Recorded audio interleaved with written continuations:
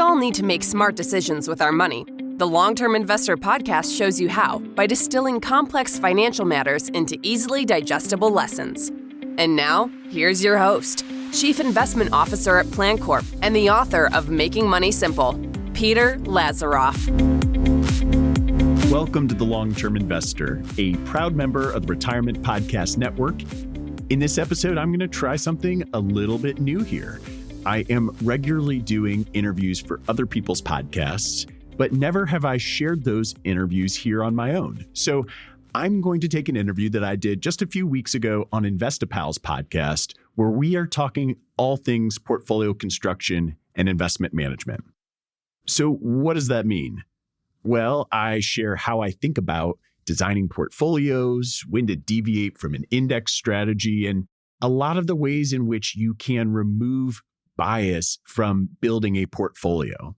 So if you like this episode, if you like this idea of me sharing other interviews that I'm doing, please leave me a comment wherever you get your podcasts. And as always, you can find links, resources, past episodes by visiting thelongterminvestor.com.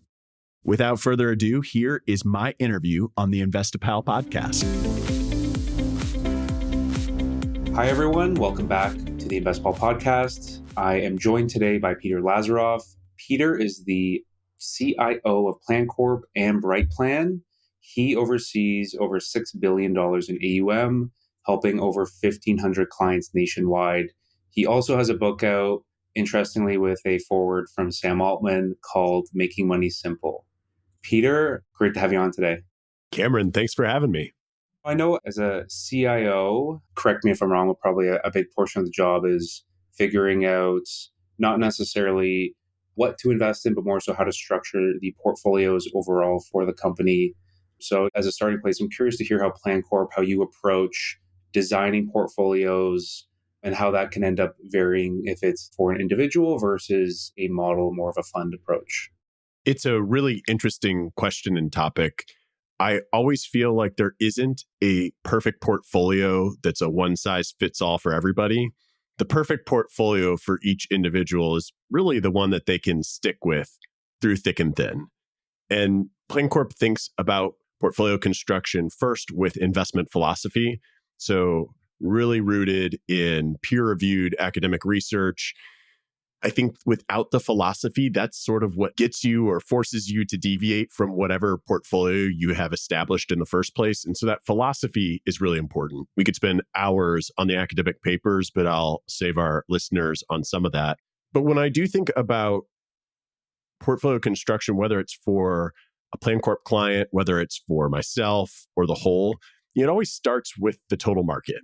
So as an allocator, regardless who you're investing for, the reason that's a good starting place is that that's likely what you're going to benchmark to. And so what is the total market? Let's just call it the global stock market. And we know that all investors combined, when we take everybody's holdings and mush them all together, and then we average them out among each other, then the average investor holds the market portfolio. And that's great. I mean, we're benchmarking ourselves. We're quoting market returns. The market portfolio is a really, really, really good portfolio. I don't think you can ever have someone honestly tell you it's a bad portfolio. Is it the best portfolio? Maybe not. And so here's where I start to think about, well, how is the investor different than average? If the market portfolio is the portfolio the average person holds, does the person I'm designing a portfolio have a longer time horizon? Does it have smaller liquidity needs relative to the size of their portfolio? Are they working? Are they not working? What's their human capital look like? A lot of this is objective information. There's also the subjective stuff where how nervous do people get when markets go up and down?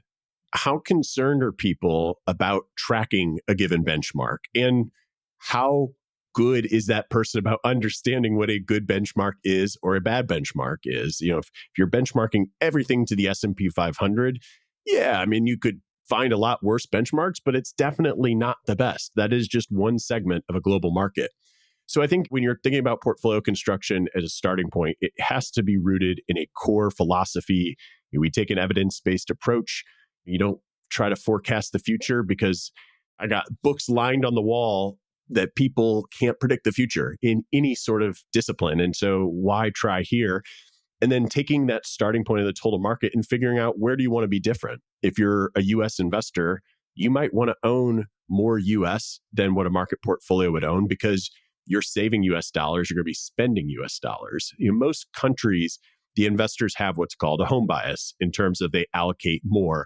We're part of a group called Gaia, the Global Association of Independent Advisors. And so we are benchmarking our portfolios to other independent advisors across the globe. And they all have home biases to Australia, to England, to wherever, to Singapore, to Japan.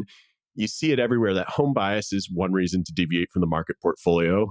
You might also have the ability to look different than a benchmark. So you might say, hey, I want to own more of companies with certain characteristics than what I would get in the market portfolio. A really popular one that you see advisors talk about all the time is our value stocks. So maybe I want to own more cheap stocks than what I would get in an index fund. That doesn't mean I'm going to not own the growth stocks or the expensive stocks. I'm just going to own less of them in an index. And as a result, every single day, every single quarter, every single year, my performance is going to look different than the benchmark, than the average portfolio. I'm doing that hopefully in exchange for higher expected returns. But if I want to look different and I'm okay with the risks associated, well, then you start to tweak the portfolio that way. Those are just two very, very broad examples of how you might start to deviate from the average portfolio, from the total market portfolio, depending on your needs.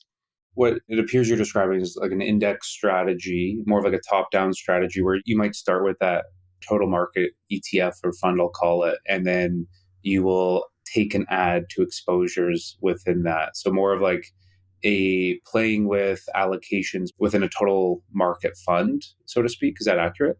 Yeah. And what's really different today than, say, even 10 years ago is just the array of products in which you can capture the total market along with some of these adjustments. And so you might say, hey, let's go back to my example where if I want to overweight value relative to what you'd get in an index fund, you could go out and buy a total market fund that has a value bias, or you could buy the total market fund standalone and then a value fund standalone. Now, there are advantages and disadvantages to doing both from strictly a quantitative basis. But to go back to your first question, if I'm building a portfolio for a client who's going to open up a quarterly statement and not have me sitting right next to them to explain it, might it be easier to see that, say, let's just random numbers. We're going to say we put 70% in a total market index that's going to perfectly track the benchmark on their performance report. And then we put in a value fund 15%, and then we put another 15% in, let's say, a small cap fund or a profitability fund that aren't going to track the benchmark. Hopefully they beat it over time, but they're going to win, they're going to lose. There's nothing that wins all the time. When they open up their statement, they're going to see that thing that is perfectly tracking the benchmark and say, oh yeah, that's my market exposure. And these other pieces, oh yeah, those are the things that are going to hopefully enhance return over time. And they're supposed to be above or below the benchmark every time. But if you go out and buy that fund that has it all wrapped together, which arguably could be better from a tax perspective, could make it easier to manage for the advisor. Well, if they open it up and the one fund they owned is down versus the benchmark, they're saying, well, the whole thing's broken. And it's like, no, actually 70% of it is okay. So there are some nuances to how you build a portfolio such that when your clients aren't right next to you and able to ask you questions right away, they can understand what they hold. So that's where the, again, more subjective piece of portfolio construction comes in to my job and in my experience. I've always taken the mentality of an 80-20 portfolio, but not 80-20 equity fixed income. I do 80% goes into an equity sleeve. So let's call it the S&P or Total Return Fund. And then 20% is my fund basket where I lose all my money. Like I bought First Republic Bank last year and it went to zero and I kicked myself for that one. But it's like scratch that itch. Like I have most of my money in a index strategy I know is reliable. It's going to return 8 to 10% a year. And then I'll go and make those bigger bets, those thematic choices in that 20% sleeve where I'm introducing my own bias into it.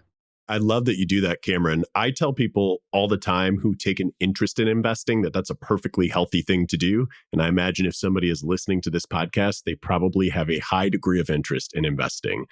And I used to do individual stocks in a small sleeve. When I came to Plan Corp, I swore them off.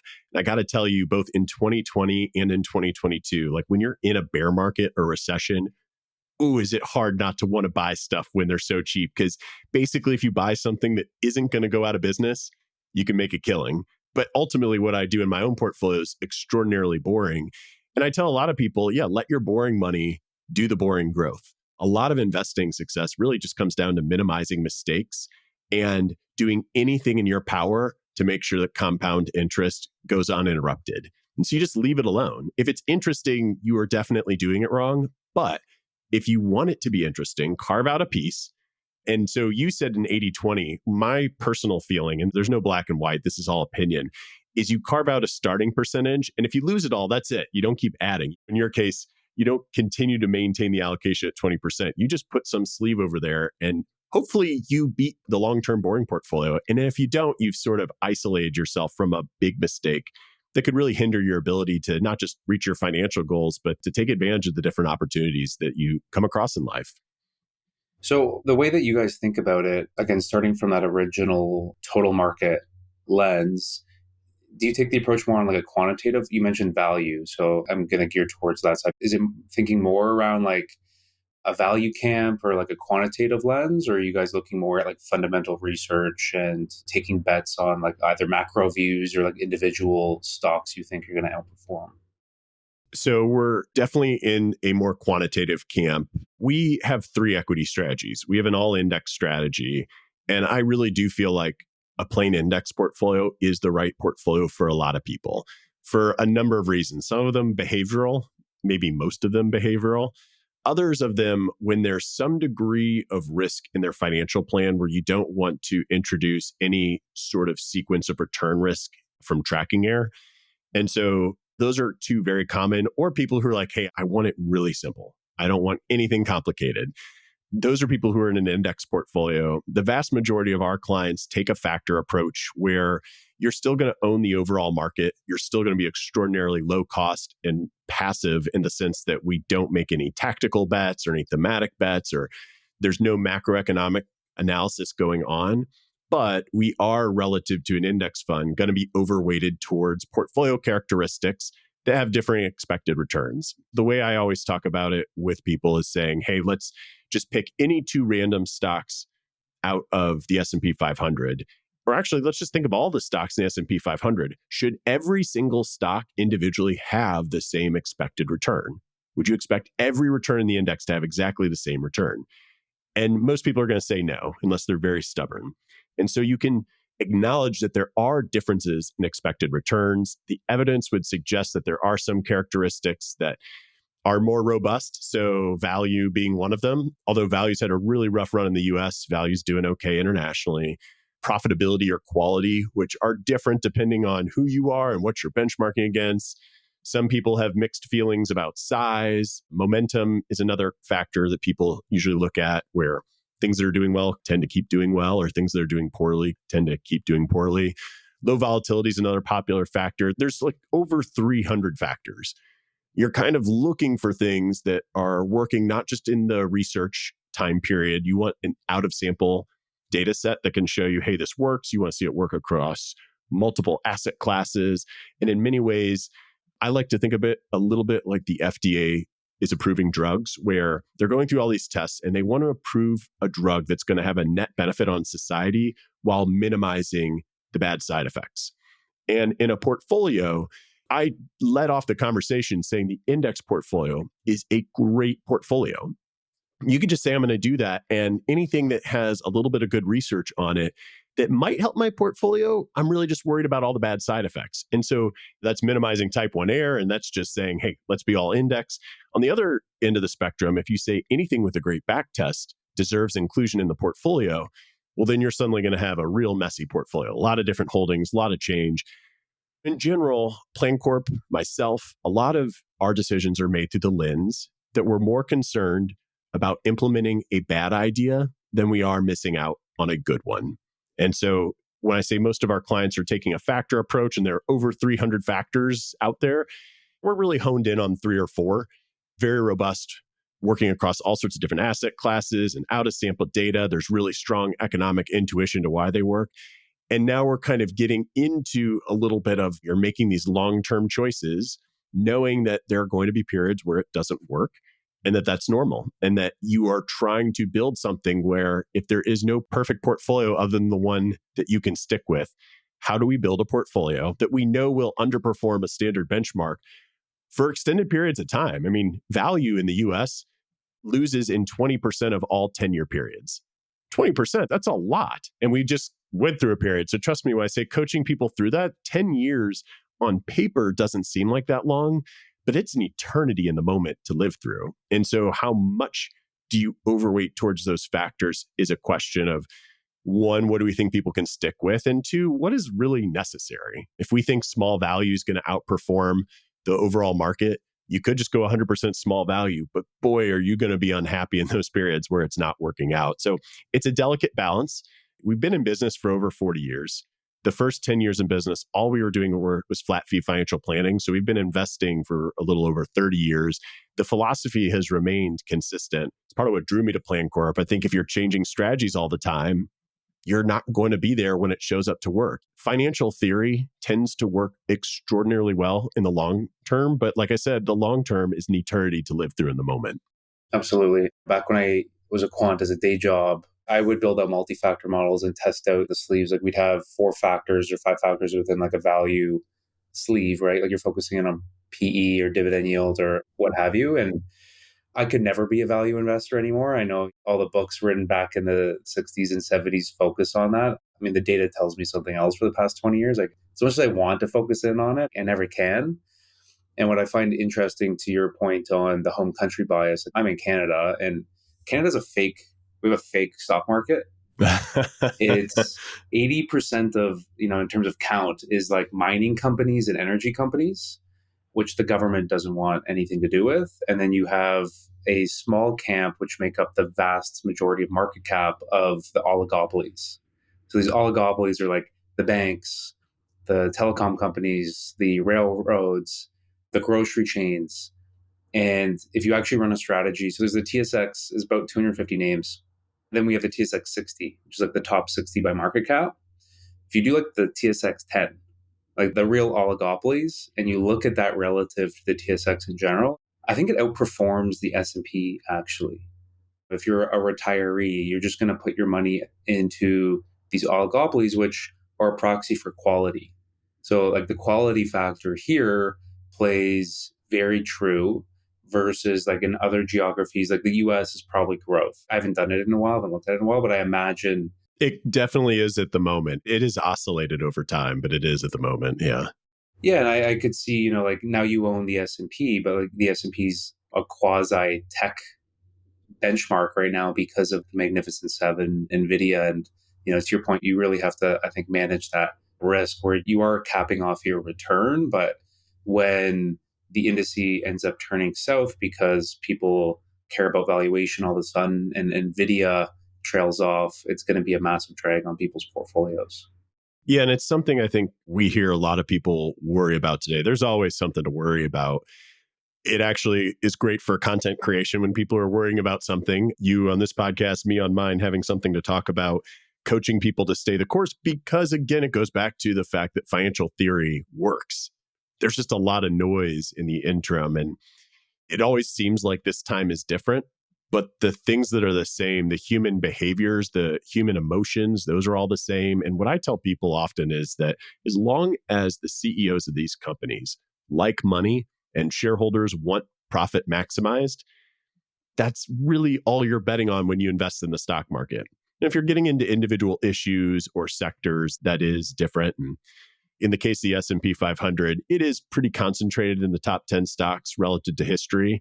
Not outlandish, but in the past, the top 10 stocks has been all financials or all energy. It kind of goes through cycles. But one thing that is generally true, at least in the S&P 500, I can't speak beyond that, is that people often look at those top 10 holdings across the decades and they were innovators. AT&T was an innovator. It was a tech company. And it's just the definition is changing constantly. The research would show you that once you're in the top 10, that your returns tend to be pretty poor. What got you to the top 10 is big growth, big returns. At the end of the day, though, all of these companies, whether they're in the US or any international market, are all so diversified internationally with their revenue that the stock market does not equal the economy. And as a result, also people sometimes mistakenly mix politics with their portfolio, which is a real recipe for disaster. So you got to try to avoid that. And a lot of it just keeps coming back to the boring stuff. And the boring stuff, we might not make many changes to the portfolio over a long period of time.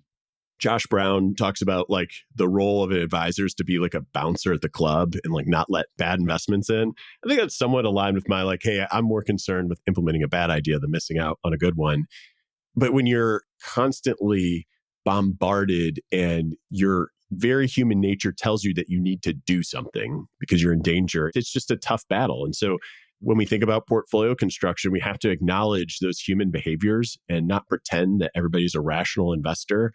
And sometimes that means even if you have two sets of exposures that are identical, but are constructed with different funds or have different looks, you want to take into account that behavioral nature. When someone opens the portfolio, how are they going to react? How are they going to feel? And I think that's something that nobody really talks a lot about. And certainly I'm in a number of like CIO forums and study groups, and people don't talk about it as much as I think they ought to. And maybe my background, I started as an advisor. I had all these conversations. I remember working with people through the financial crisis, even what I'll consider to be the most hated bull market ever following the financial crisis, through the pandemic, and then this last bear market. And you just can't pretend that human nature doesn't exist. And rather than do that, try to build something that works around human nature and maybe even leverages it for good. What do you think the most common emotional element that they factor into building their portfolio? Is it like an overconfidence? Like, I think I'm so smart and I know better than the stock market does, which is essentially a collection of everyone's opinion. Yeah, overconfidence definitely rears its head for both asset allocators, advisors, the people they are advising, like the end clients, and then retail investors who don't have any guidance. It manifests for all those people in different ways. But ultimately, overconfidence in the precision of models. So like, I think a danger that I could have, and that even you and Investipal could have, is like precision in the models and confidence, like down to the decimal point. Like, does the decimal point matter? Does the 1% matter? In the grand scheme of things, no. Like, we can't know that it's perfect. You can be overconfident in other people's abilities. I think a lot of people sometimes see a really smart person talk about markets, and how smart you are doesn't really matter, especially because investing isn't like a one-on-one thing. It's a one versus everyone thing. And so unless that one person could win in Trivial Pursuit and Jeopardy versus the whole world, that person doesn't really have an advantage. Generally, the only way you beat the market is you have better information than everybody else, which is extraordinarily rare. And I would argue, until you've seen like some of the crazy things that hedge funds do, you can't even fathom what information they have. So you either have to have better information or be better at interpreting information. And that's not just stock market information, by the way. That is the overall psychology of the market as well. You have to know what the average investor thinks the average investor thinks. Yeah, that's second order thinking. And it's just very difficult to be able to master all that. But yet people read one article in the Wall Street Journal or watch one clip on social media or see one thing and they think all of a sudden they know enough about it. It's so accessible. Information's so accessible. I think that investing should be an evidence-driven practice, just like medicine is. And WebMD did this too. My dad was a pediatrician. And when WebMD came up and people spent time on the internet, like pre-diagnosing themselves, but not necessarily doing it right, it was a thing. But suddenly you get cancer and you're not WebMDing that. You're talking to your doctor.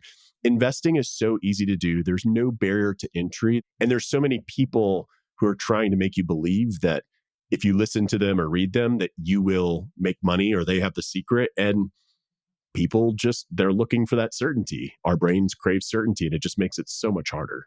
Yeah, there's always the role for Nostradamus in the financial markets. Everyone has an opinion. It's funny, when I got started, I think I had that overconfidence. And then you start to think more about like how big psychology plays into the market in general. And you do really have to think that second order thinking on, okay, I am of the opinion this is happening right now, or that this is already priced in, but has like the rest of the market caught up with that thinking? Are they going to? Have they already thought about it and they don't care about it? And It's just a bunch of probabilities going on in your head where it's like, we should be in a recession right now, but like, does the stock market not care about it? Does the stock market think that it's going to be a soft landing? Like, it becomes very difficult. And then to your point, what was that CFA study a long time ago? It's like asset allocation is responsible for like 85% of portfolio returns. Yeah, it's almost 90%. Yeah. Yeah, so it doesn't even matter what stocks you're picking as long as you have like the right blend of exposure, to your point. Right. And it really could be a lot easier than people make it. Why do they choose to make it harder? I think it seems like a complex problem requires a complex solution. That's just not the case. And the more that I've learned on the deep complexities of investing, of human behavior, of biology, of psychology, of physics, all of which intertwine here for investing, the more I'm learning, the more I'm realizing the simplest solution is often the best.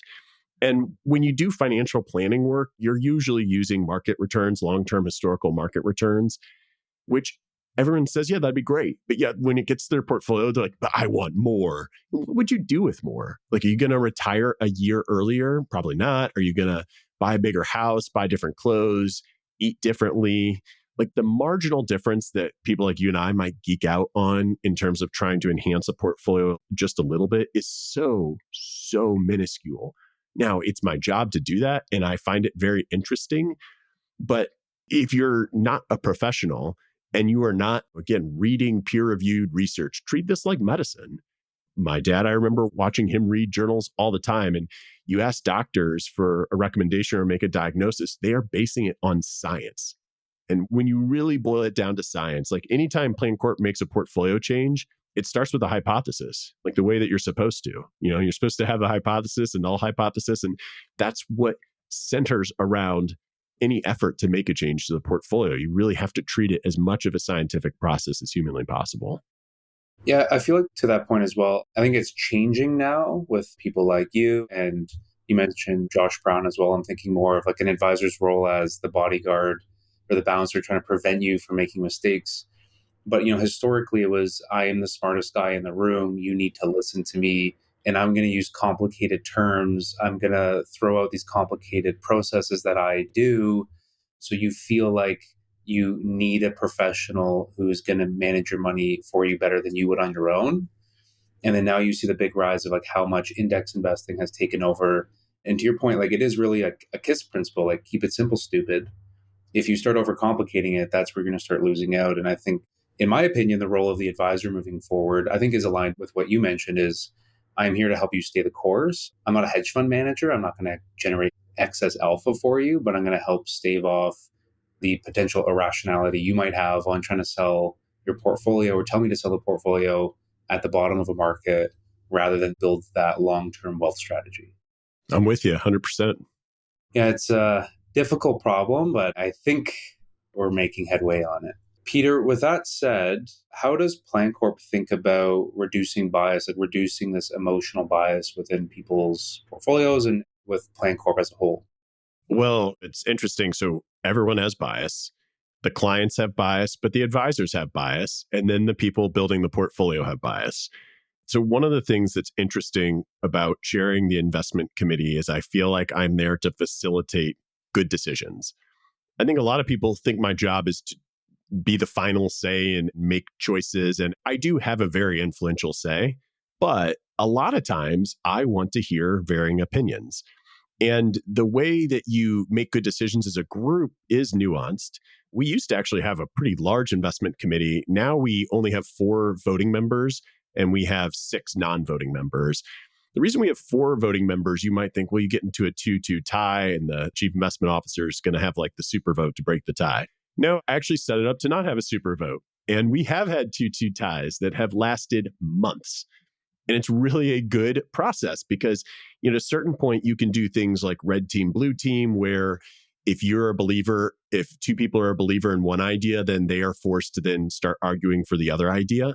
You can do things like blind votes, where if you are really just voting on the portfolio metrics, then you aren't going to be swayed by the fund families that are within those portfolios. Now, some would say that the metrics aren't everything, and that's right. You do need to know what is an acceptable ingredient. So like imagine like if we're going to judge chocolate cake, if I have an allergy, a nut allergy, well, don't put nuts in that cake. So you have to have approved ingredients, so to speak. But once like you mix them all together and they're all chocolate cake, like you should just pick the best chocolate cake. By the way, I hate chocolate cake, but that's what's coming to mind for me. Debate. So yeah, I'm more of a cookie guy. So, I think those blind votes are important. So many advisors are marketed to by asset managers. And you may think you're not biased, but you are. And some of the bias doesn't have to be a bad thing. But at the end of the day, you have a fiduciary duty to your client. You want to do what's best for them. And so it's a good way to alleviate that. The red team, blue team, the blind voting, the small groups. So large groups tend to fall victim to all sorts of group decision-making issues where somebody who speaks up the most shouldn't necessarily be the one who's being as influential, whereas somebody who has a good idea then doesn't feel empowered to speak up. So a lot of what I try to foster is we want to hear everybody's opinion. When things are important, I will make sure to go around the room and get people's opinions.